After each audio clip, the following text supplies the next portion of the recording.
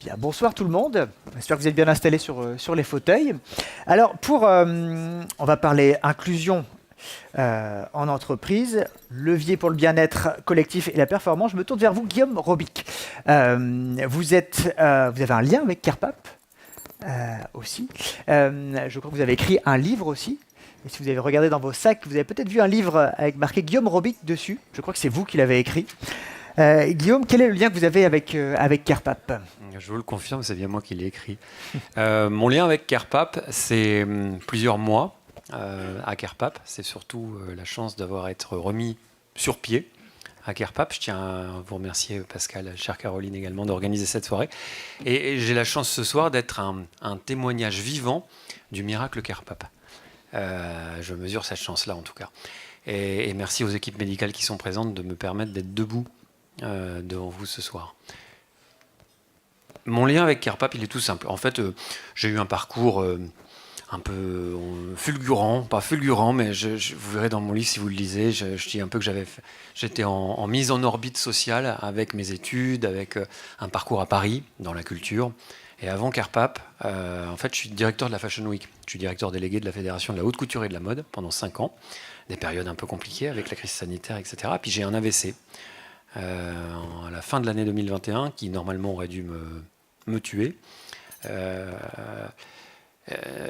J'ai mis beaucoup de temps à appeler le SAMU, donc ça m'a endommagé le cervelet. Donc c'est miraculeux, merci CarePap, que je puisse marcher devant vous aujourd'hui. Et donc je vais être pris en charge pendant 3 mois à la Pitié-Salpêtrière. Je vais arriver à CarePap le 28 février 2022 en mauvais état. Je pèse 80 kg aujourd'hui, j'en pesais 55, je tenais plus debout. Je pense que je vomissais à peu près 10 fois par jour. Donc je continuais de perdre du poids. Le docteur Cardraon, qui est là, m'a vu arriver dans son service un peu après que Fanny Juel m'ait retapé. Mais voilà, j'ai passé du temps à CarePap, qui m'a appris beaucoup de choses. Si vous lisez le livre, vous verrez qu'on apprend énormément de choses en ayant des épreuves de ce type-là. Et je pense qu'on sort meilleur. Nietzsche vous dit: ce qui ne vous tue pas vous rend plus fort. Moi, je pense que quand on sort d'une épreuve comme celle-là, comme celle que beaucoup de personnes à CarePap vivent, eh ben on sort meilleur, si on sort de l'épreuve, bien sûr. Mais voilà, au moins, on apprend beaucoup de choses sur les autres, sur soi, sur ses capacités, sur son corps. Votre table ronde, elle est sur la performance, le bien-être en entreprise. Alors moi, j'étais un peu un cliché du performant, à bosser 12 ou 13 heures par jour. La Fashion Week, c'était pas une mince affaire. Avant les expos aux 4 coins du monde chez Chaumet ou mes jobs précédents, c'était assez intense. Eh bien, je pense qu'une fois, un homme qui est rentré en contact avec moi, il était un élu local, il a écrit un livre très bien qui s'appelle «L'AVC qui m'a sauvé la vie». Ben, je pense honnêtement que l'épreuve que j'ai traversée et tout ce que j'ai pu apprendre grâce à CarePap a fait quelqu'un de moi, aujourd'hui quelqu'un de meilleur, j'espère en tout cas, mais professionnellement quelqu'un de bien plus performant. Je reboucle après cette intro, dans les fonctions qui sont les miennes aujourd'hui, en termes de plein de choses. J'entrerai dans le détail si vous voulez. Voilà. Oui, est-ce qu'il y avait un exemple justement, parce que la performance, c'est travailler 12 heures par jour? Bah non. Bah non. La performance, c'est écouter son corps. Je ne rentre pas dans le détail de pourquoi j'ai fait un AVC à 41 ans. Mais c'est écouter son corps, c'est savoir se faire plaisir, c'est savoir quelles sont ses limites, c'est aussi savoir se concentrer. C'est très simple aussi, c'est être à ce qu'on est. Un truc tout simple, avant quand j'arrivais chez mes parents à Pleumeur, je déposais mes 2 téléphones comme ça, ils me regardaient, et puis si jamais j'avais un SMS ou un mail qui arrivait, là j'interrompais. Ma mère me dit, après tout ça, elle me dit: ah, mais c'est formidable, quand on dîne ensemble, maintenant tu es avec nous. Bah oui, j'ai pris maintenant l'habitude d'être avec les gens avec qui je suis. Si je suis ce soir avec vous, je suis avec vous. Si je déjeune avec quelqu'un ou je prends un, je suis avec lui ou avec elle.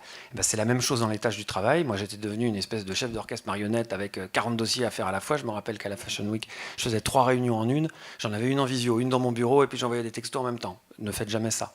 Mais je pense que j'étais moins bon qu'aujourd'hui quand je suis à certaines choses. Bon, voilà. Vous n'avez pas repris le métier que vous faisiez avant. On a parlé tout à l'heure que un des freins justement à l'inclusion des personnes en situation de handicap, ça peut être les stéréotypes, les clichés qu'on peut avoir. Est-ce que vous avez vécu ça, justement, peut-être que vous aviez vous-même?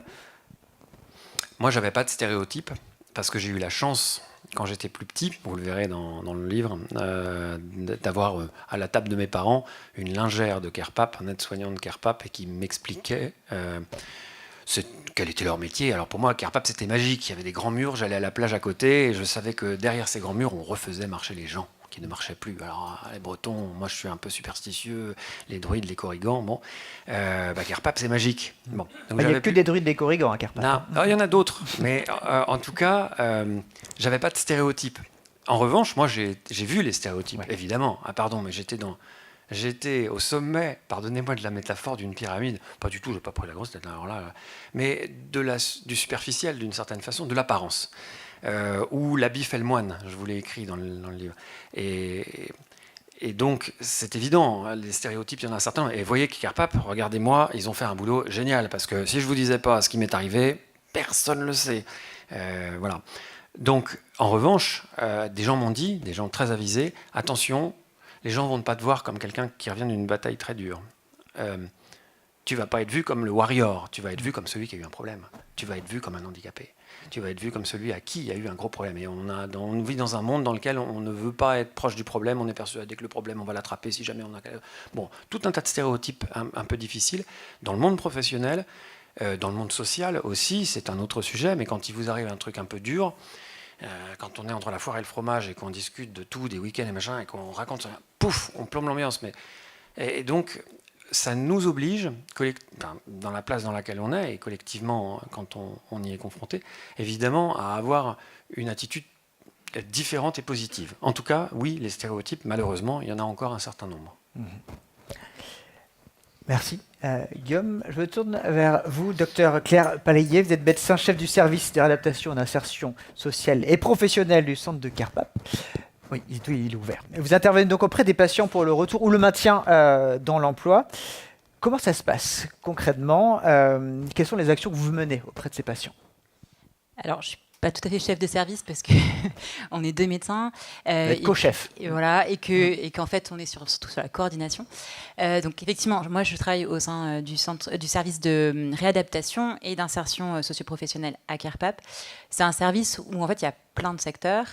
Il y a le secteur, effectivement, de l'insertion professionnelle dont je vais vous parler, mais il y a également le secteur de l'unité de conduite automobile adaptée de Carpap, dont a parlé tout à l'heure monsieur, et qui va aussi intervenir plus tard dans la soirée.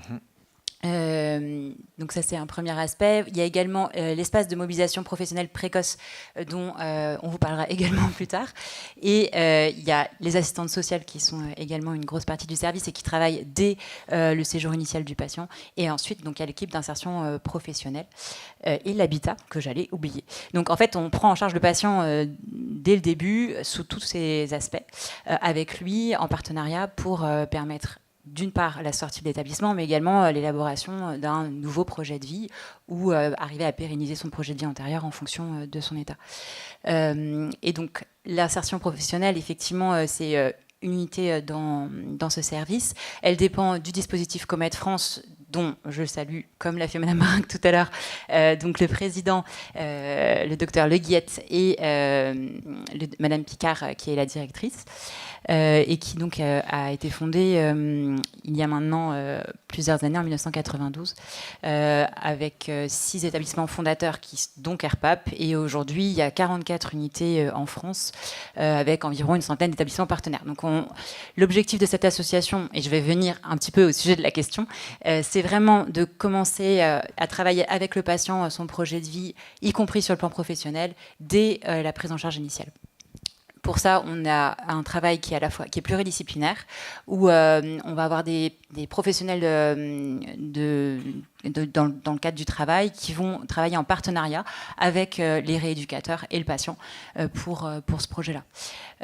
Et dans ce contexte, on a actuellement une thèse qui est soutenue par le fonds de dotation pour aller voir un petit peu plus loin. Donc le dispositif Comète France, on suit le patient jusqu'au projet d'insertion et 2 ans après le projet d'insertion.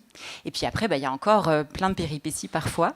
Donc actuellement, la thèse qu'on est en train de mettre en œuvre, c'est d'aller voir chez les patients qui ont eu un traumatisme crânien ou un AVC, quel a été leur devenir en entreprise, encore plus à distance de ces 2 ans, voir un petit peu si ils ont pu se maintenir dans l'emploi, dans l'entreprise où ils étaient, est-ce qu'on a modifié les aménagements, comment ça se passe vis-à-vis du collectif. Et donc on est en lien avec la thématique de la table ronde. Et pour ça, pour accompagner les patients, on va en entreprise. En fait, les professionnels de l'accompagnement professionnel vont aller en entreprise. Et je vais passer la main à Nadège pour la suite. Oh, vous faites mes transitions, c'est incroyable. Nadège Bellotte, vous êtes ergonome à Kerpap. Oui, je suis ergonome et je fais partie donc de l'équipe de réadaptation professionnelle. Donc, on va dire que je les représente aujourd'hui. Alors, l'ergonomie au milieu de tout ça, qu'est-ce que ça vient faire ? Exactement. C'est vrai qu'on voit de beaux témoignages ce soir de managers, de personnes en situation de handicap où ça s'est bien passé. L'entreprise a été participative, le salarié est très résilient et on se dit quelque part, pourquoi une intervention précoce et pourquoi avoir des professionnels qui viennent accompagner tout ça. Et c'est pas toujours si simple que ça de parler de handicap, et notamment avec son responsable, ou de sortir de rééducation, d'avoir un état de santé qui est amélioré, où effectivement le handicap ne se voit pas, et de ne pas oser en parler en entreprise. D'où l'intérêt effectivement de la démarche professionnelle précoce d'insertion, de pouvoir intégrer la question du travail dès le temps de la rééducation pour pouvoir commencer à la travailler petit à petit en fonction de comment le patient est prêt, de pouvoir commencer à travailler avec le médecin du travail et proposer notre intervention à l'entreprise. Alors on peut dire, l'ergonomie, on entend parler de produits ergonomiques, alors quelque part, pourquoi on ne prendrait pas une liste de matériel qu'on prend sur un catalogue, tous les produits ergonomiques, et l'ergonome, on n'en a pas besoin. Eh bien non. C'est pas si simple que ça. On a beau aménager un poste bureautique, on peut se dire c'est simple, le salarié a mal au dos. Et puis finalement, il a peut-être une charge de travail importante qui fait que, en plus de ses problèmes de dos, il n'arrive pas à discuter avec le collectif et que finalement, un intermédiaire, ça peut être intéressant. C'est là où on a un rôle intéressant, c'est ce rôle de médiateur, de personne neutre entre l'employeur, le collectif de travail, le salarié, et pouvoir parler du travail et mettre le travail au centre des choses. La personne a déjà des compétences. Donc pouvoir remettre le travail au centre des débats. Et en fait, notre compétence, quelque part, elle n'est que celle-là, c'est l'analyse du travail. Et le levier de performance, c'est déjà la définition de l'ergonomie. Et on rajoute effectivement une composante, c'est la question de la santé. Mais ça permet de se poser la question de la santé de tout le monde dans l'entreprise, en fait. Donc ça permet de prendre un temps aussi pour effectivement se poser la question du bien-être au travail. Tout à fait. Voilà. On parle de l'ergonomie, maintenir la performance, voire l'accroître aussi. Si c'est les collègues qui freinent la performance, que vous êtes ergonome de collègues aussi ? Vous pouvez adapter les collègues aux... Non. Non, vous ne travaillez pas sur les stéréotypes et sur... Non, alors Non. c'est vrai que, comme on parlait de produits, sinon, quand je dis en rigolant, quand je vais dans les ateliers et qu'on dit mais les machines sont trop hautes, on ne peut pas bouger les hauteurs de machines, et comme on ne peut pas embaucher un homme moyen, je dis pour les petits, vous prenez des chaussures de sécurité de drag queen, et puis tout est bon, quoi. C'est aussi avec l'humour qu'on arrive à rentrer dans les entreprises, parce que j'avoue que l'ergonome, on se dit, mais qu'est-ce qu'il va faire ? On sait déjà comment on travaille, il va venir tout chambouler l'organisation du travail. On n'a pas envie, quoi. Et en fait, on vient simplement avec un regard neutre extérieur, prendre un temps, analyser, et puis discuter avec eux. En fait, on met en musique. Et peut-être des fois changer aussi les façons de faire certains gestes qui ont dit ça a toujours été comme ça, on va pas changer, c'est ma fiche de poste. Est-ce que c'est difficile des fois de faire changer, de bouger des fois Oui, je connais la réponse, mais... Chaque entreprise, chaque situation, c'est un éternel recommencement. C'est ça qui est super dans le métier. Et on vient dans la même entreprise, on peut revenir 2-3 ans après. L'organisation, elle va être différente. Le contexte économique est différent. Donc tout est toujours en mouvement. Donc on vient apporter aussi cette analyse. Et puis effectivement, de se dire... alors oui, je dirais l'ergonome, on va se dire qu'il coûte cher. Parce qu'il va arriver aussi avec toute une liste de matériel qui va coûter super cher. Et alors quand finalement... c'est juste des conseils de se dire on va pouvoir peut-être trouver des postures différentes et finalement ça coûte rien. C'est super. Ouais. Vous voulez rebondir ? Qu'est-ce que j'ai pas dit ? Tu as parfaitement parlé de toute la partie ergonomie, et c'est vrai qu'il y a aussi la partie plus cognitive qu'on n'a pas abordée, mais c'est vrai que vous allez aussi dans les entreprises pour, quand il y a des difficultés cognitives, favoriser aussi la compréhension en partenariat avec la médecine du travail des difficultés que peuvent avoir les patients pour permettre le maintien dans le collectif et favoriser le maintien dans l'emploi de certains patients. Je ne sais pas si tu peux rajouter. Sur la partie cognitive, des fois, on peut se dire ça. Finalement, ça peut venir du handicap et puis le salarié va peut-être pas pouvoir continuer. J'avais un jeune que j'accompagnais qui avait eu des crises d'épilepsie et puis qui démarrait une alternance dans un magasin, allez, on va dire comme une Biocoop, et où effectivement on est intervenu en se disant il faut peut-être aménager le poste. Le jeune est en situation de handicap, il n'arrive pas à suivre. En fait, on s'est rendu compte en intervenant avec l'entreprise et le centre de formation que le jeune au départ, il n'avait pas forcément eu le temps d'avoir un tuteur, que ses missions elles n'étaient pas claires et qu'en fait on lui en demandait beaucoup trop. Donc en fait on s'est rendu compte qu'au final il n'avait pas eu ce temps d'accompagnement parce qu'effectivement aujourd'hui tout va très vite et on demande à un jeune comme quelqu'un qui vient d'arriver dans l'entreprise d'être tout de suite performant et qu'en fait il ne faut pas oublier ce temps d'accompagnement et qu'en fait ça ne relevait pas de la situation du handicap. Et notre rôle il est là aussi, c'est un peu de faire la part des choses entre ce qui vient du handicap et ce qui n'en vient pas. On peut mettre en place des préconisations à réfléchir avec le collectif. Ce qui est important aussi de dire, c'est qu'il faut que ce soit tenable dans le temps. On ne peut pas demander à un collectif de travail de s'adapter à tout.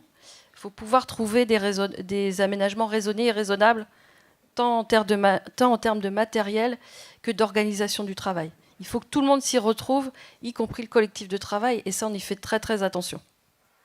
Merci beaucoup pour ce témoignage. On va parler d'entreprise. Du coup, je me tourne vers Erwan Lecor. Vous êtes adjoint de direction, directeur des ressources humaines au CMB Morbihan, si je ne dis pas de bêtises. Oui, c'est ça, effectivement. Super. Oui. Le lien entre le Crédit Mutuel de Bretagne et Carpap, c'est un lien qui date déjà de pas mal de temps. Comment vous pensez que ce lien a nourri peut-être l'inclusion au sein du CMB? Quel impact ça a eu positif ça a eu au sein des équipes, au-delà de juste l'aspect financier? Alors, c'est vrai, c'est un partenariat, on en est fiers, et assez historique. Ça fait, je crois, à peu près 20 ans qu'on travaille ensemble. Il a pris, d'ailleurs, voilà, il a évolué. Et c'est un sujet très intéressant parce qu'effectivement, au-delà du partenariat, au-delà du soutien financier, on s'aperçoit que d'évoquer ces sujets, ça nous permet de sensibiliser aussi les salariés, les équipes autour du handicap, autour de tous les sujets qui entourent aussi le handicap. D'ailleurs, j'ai pris mes fonctions moi, depuis le 1er septembre. Avant, j'étais dans un autre département et donc je découvre le territoire du Morbihan. Avec nous, on a 650 salariés au Crédit Mutuel de Bretagne. Et j'avais vu une personne en situation de handicap, visible clairement, qui était en proximité aussi de mon bureau. Et j'imaginais la rencontrer assez rapidement parce que je voulais lui parler et je voulais aussi avoir une connaissance un peu plus de terrain, de la réalité, de sa réalité. Donc ça a été l'occasion aussi, quand j'ai su que je participais à cette table ronde, d'aller la rencontrer. Et ça a été très intéressant parce que du coup on parle ce soir de levier de performance, on parle de la performance aussi à travers justement la diversité et les salariés en situation de handicap. Et donc elle m'a apporté vraiment un regard beaucoup plus précis sur justement ses attentes parce que je lui ai demandé qu'est-ce qu'on a bien fait. Ça fait 4 ans qu'elle est au sein de l'entreprise. Elle est arrivée dans une période un peu particulière. Elle est atteinte d'une myopathie congénitale. Elle est arrivée avant Covid.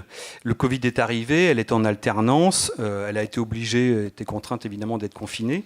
Et puis ensuite, en 2022, on l'a intégrée en CDI. Elle est arrivée dans les équipes.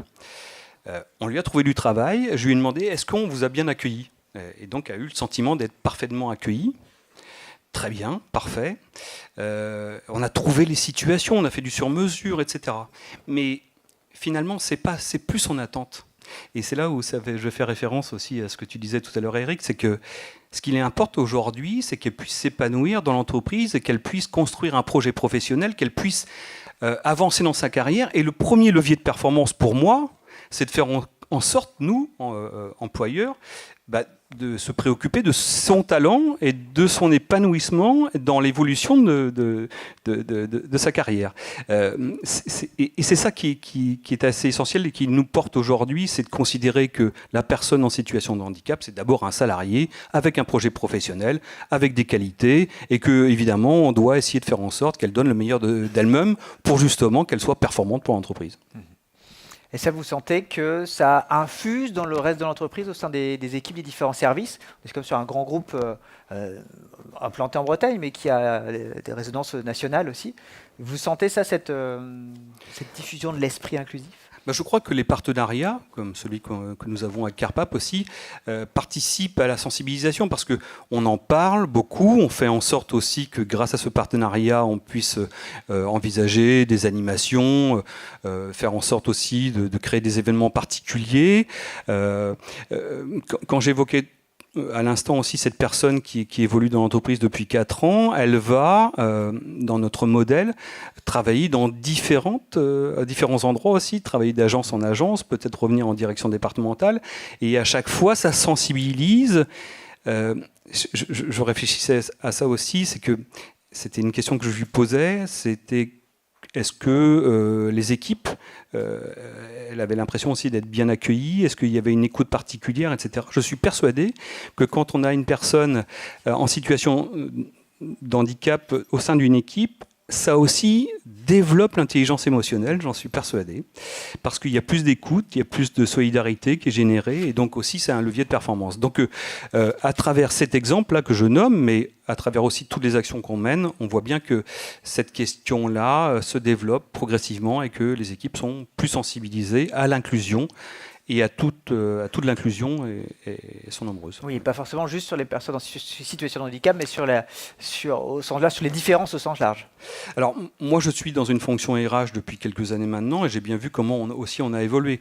C'est vrai qu'on se préoccupe, par exemple, des sujets, je parlais des troubles 10, il y a de l'innovation autour de l'accompagnement aussi des troubles 10, ça c'est quelque chose qui est assez récent.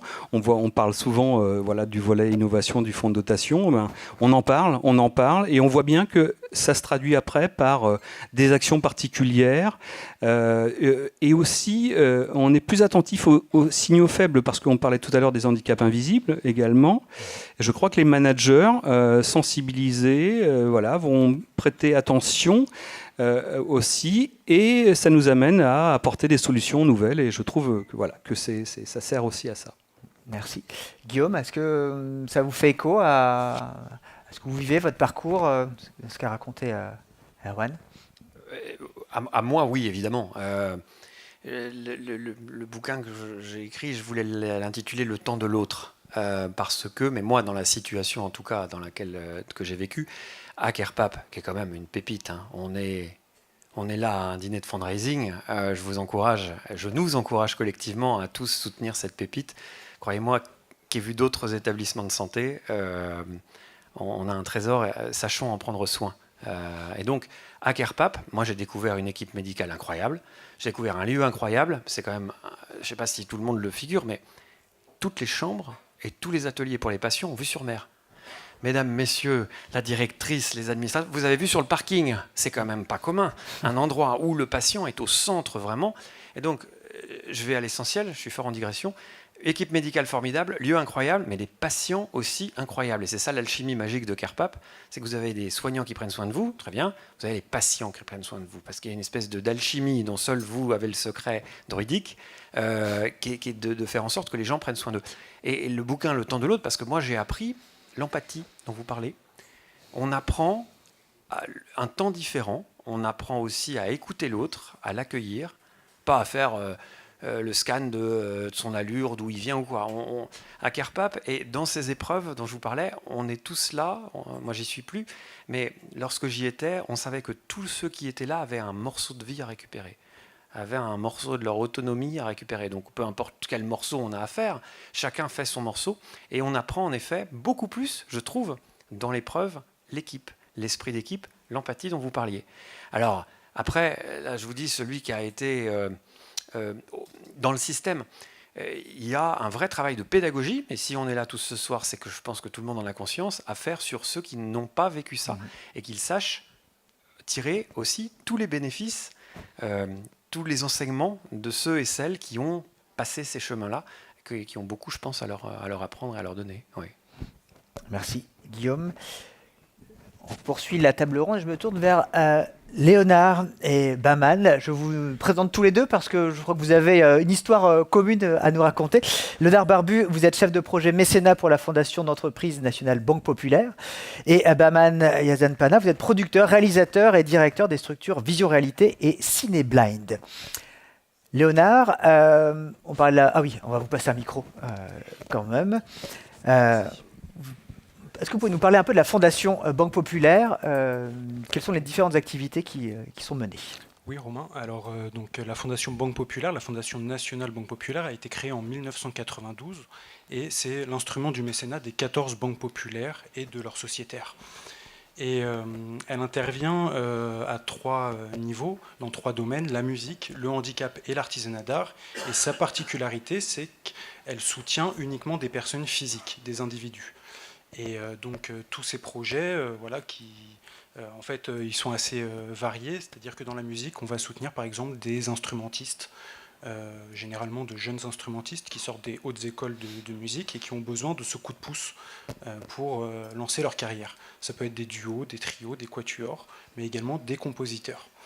Dans la catégorie artisanat d'art, là, ce seront des jeunes créateurs, des jeunes artisans qui ont besoin d'aide finalement pour monter leur atelier, développer leur activité ou développer leur visibilité en participant à des salons, des expositions ou tout simplement prendre le temps de la création et de l'innovation.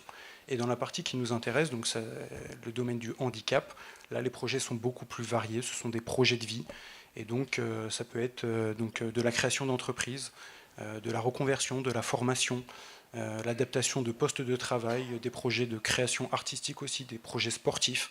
Voilà, c'est très varié et c'est des profils très différents. Est-ce que vous auriez un ou deux exemples de projets que vous avez accompagnés justement dans le champ du handicap? Bien sûr, alors je ne vais pas parler du projet de Baman, je vais le laisser parler de son projet, mais par exemple je pense à Kevin qui est passé par le centre de Carpap en 2020, ou en tout cas en 2020 il nous sollicite, parce qu'il a l'occasion de bénéficier d'un dispositif handicap, innovation et territoire, qui est un dispositif, il me semble, de Bretagne, de la région. Et c'est ça. Et donc, il avait l'opportunité de participer, enfin, de rejoindre une formation DU, donc diplôme universitaire, impression 3D, santé et handicap. Et voilà, il avait besoin d'aide finalement pour financer la formation, pour financer les outils nécessaires pour suivre cette formation, en l'occurrence un ordinateur performant. Et donc nous, on l'a accompagné dans cette démarche et dans ce parcours-là. Et aujourd'hui, je crois savoir qu'il est épanoui dans le milieu professionnel. Et donc ça, c'est... Donc, un accompagnement spécifique pour une personne sur un achat de matériel. Exactement. Ouais. J'ai un autre exemple. Par exemple. Alors, évidemment, nous, c'est vrai on se focalise sur le côté entrepreneur. L'entrepreneuriat, c'est une valeur essentielle aux banques populaires.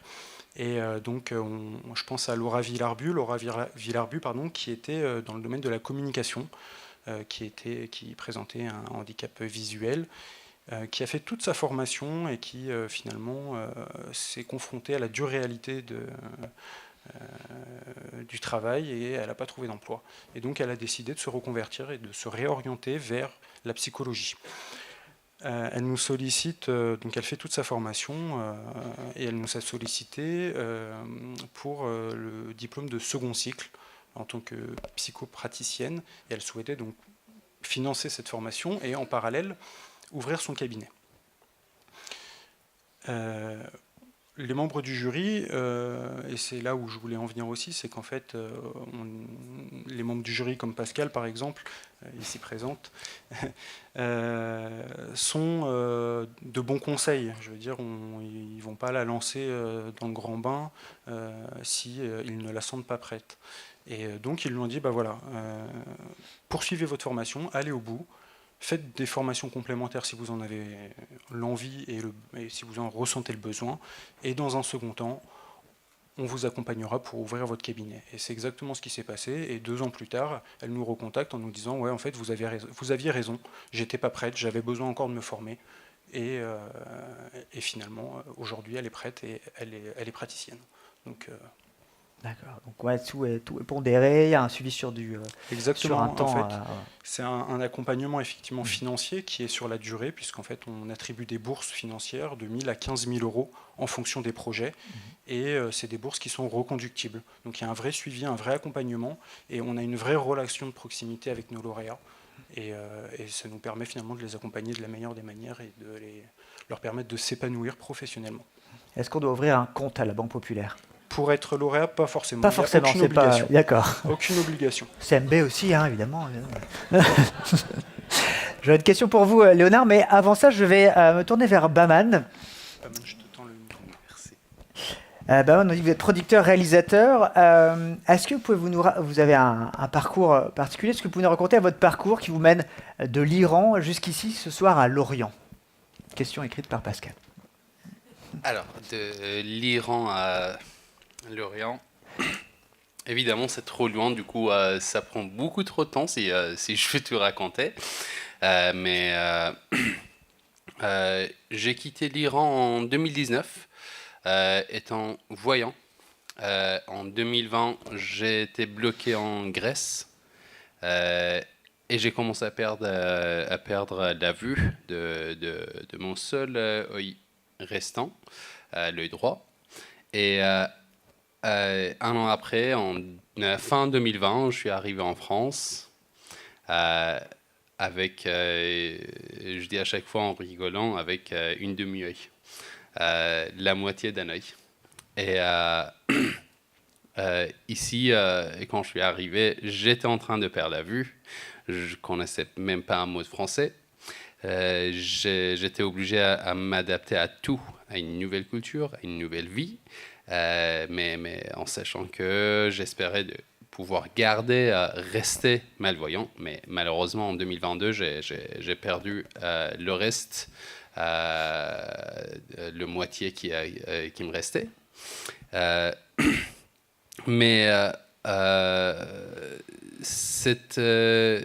Ce chemin d'exil était à la fois, bien sûr, comme pour tout le monde, tout ce qui immigre de cette manière, c'était assez difficile, mais en même temps, c'était assez intéressant et assez formateur, parce que en cours de ce chemin, en train de perdre la vue, j'ai commencé à filmer mon parcours de là-bas jusqu'à ici.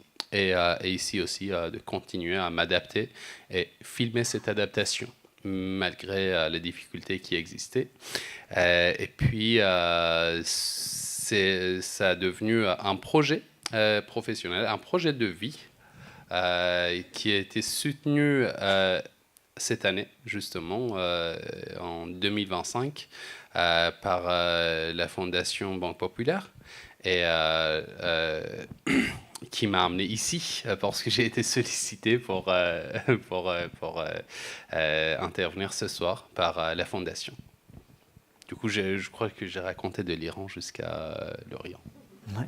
Bien joué, bien joué. Comment s'est fait le lien avec... Oui, vous pouvez applaudir, si vous voulez applaudir, allez-y, vous pouvez. Baman, comment s'est fait le lien avec la Fondation et quel type d'accompagnement vous avez eu? Donc, je me dis que c'est Léonard qui était votre interlocuteur. Alors, le lien avec la Fondation, en fait, au tout début, j'ai sollicité la Fondation en 2023, ce qui n'a pas été... mon projet n'a pas arrivé au comité, parce que le projet n'était pas assez mature. Parce que j'ai sollicité la Fondation pour m'aider à financer la production d'un documentaire sur ce parcours. Ce qui n'était pas le cas parce que c'était considéré comme un sponsoring. Et plus tard, avec la création de Cineblind, et bien sûr, un an plus tard, avec la création de la fondation de Vision Réalité comme société de production, j'ai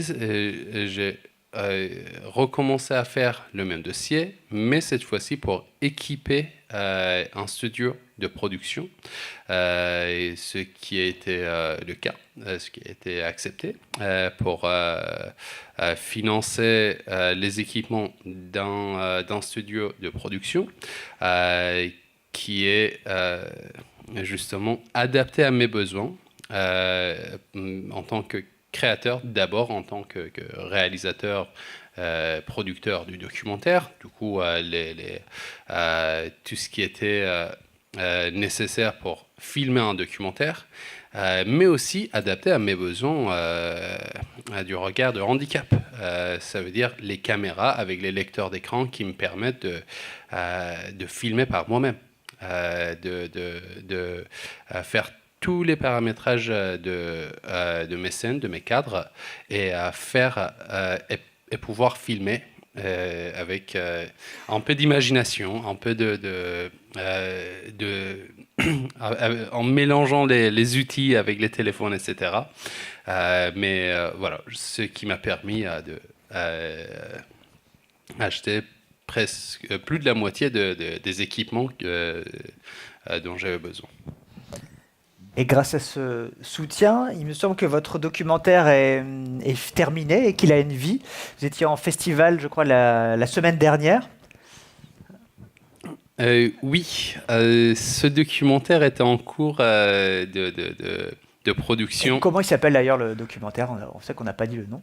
Le documentaire, il s'appelle Hors cadre. Hors cadre parce qu'il parle d'une période vraiment hors cadre de ma vie. Et surtout, c'était moi qui étais le cadreur principal. Du coup, c'était pas étonnant si tout soit hors cadre. Et hors cadre était... En fait, la production, la réalisation de ce documentaire était vraiment en parallèle avec mes demandes, mes demandes auprès de la Fondation Banque Populaire, et avec les mêmes évolutions. Parce que en 2023, j'ai fait le tour d'Europe 1 an et demi après d'être devenu presque aveugle à ce niveau d'aujourd'hui. J'ai fait le tour d'Europe en autostop. Et j'ai filmé ce parcours. En 45 jours, j'ai parcouru 8 pays européens. Et justement, je l'ai cadré. Tout était vraiment étrange, mais étrangement fluide et facile, ce que je ne pensais pas vraiment. Mais au final, ça a donné ce documentaire qui était terminé en juin 2025, et la semaine dernière, la semaine d'avant, on était à Amsterdam pour le plus grand festival du documentaire, parce que le documentaire était sélectionné pour le catalogue de l'année 2025 et 2026.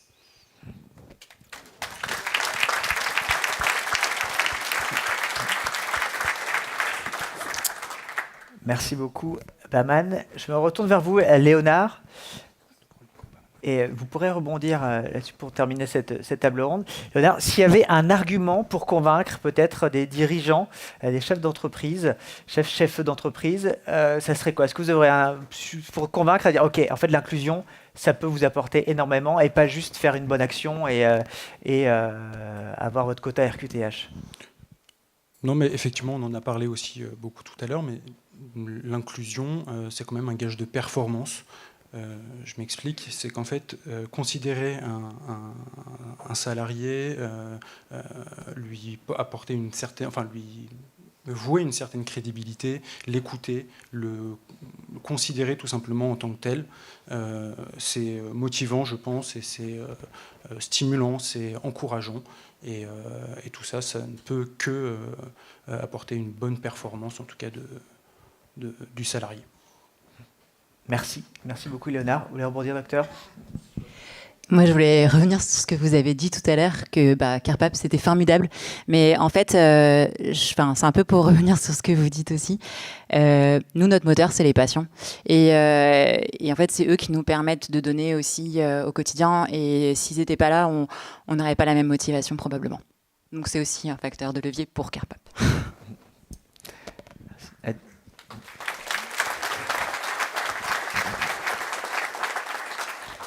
chacun a oublié de dire quelque chose apparemment, parce que le micro passe là. Donc.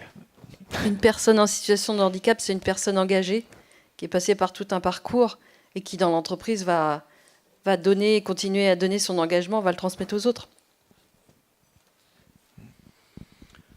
Oui, pour moi, quand j'observe un peu ce sujet, évidemment, une personne qui est handicapée, qui arrive dans une équipe, ça développe la créativité de ceux qui vont l'accompagner, évidemment, dans son épanouissement. Ça va générer de la solidarité, j'en parlais tout à l'heure, de l'empathie, de l'intelligence émotionnelle.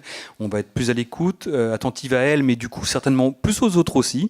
Et je trouve que, voilà, de la diversité, que ce soit une personne handicapée ou pas, mais de la diversité au sein d'une équipe, c'est obligatoirement une équipe qui est en bonne santé, qui apporte beaucoup plus que si elle était moins attentive. Je ne vais rien avoir à ajouter. Tout a été dit et je souscris à tout ce qui a été dit. Donc. Merci. Baban, est-ce que vous voulez rajouter quelque chose là-dessus le micro arrive. Alors, je veux seulement ajouter quelque chose sur l'inclusion parce qu'on entend beaucoup les obligations de recrutement des personnes en situation de handicap, mais je dis tout le temps, l'inclusion ne se fait pas par l'obligation, ça se fait par la compréhension. Et il suffit juste de comprendre qu'il ne faut pas trancher la population par valide et invalide. On est tous invalides si on se regarde. Et vraiment, c'est juste par la compréhension. Et il faut juste se comprendre entre soi. Merci beaucoup. Merci. Nous arrivons au terme de cette table ronde. Est-ce qu'il y a des questions dans la salle que vous voulez poser à nos intervenants et intervenantes? Question? Ah non, vous levez la main? Non, vous montrez quelque chose du doigt, le sapin de Noël? C'est une question, une remarque, quelque chose sur lequel vous voulez rebondir? Il n'y a pas de mauvaise question. Ouais, et c'est la première qui est la plus dure. Donc comme on dit, on peut passer à la deuxième tout de suite. C'est pas de moi, mais... Pas de questions? Vous avez faim? Oui, vous avez faim. Vous avez faim. Très bien. Eh bien, on peut applaudir nos participants de la table ronde. Participantes, merci beaucoup.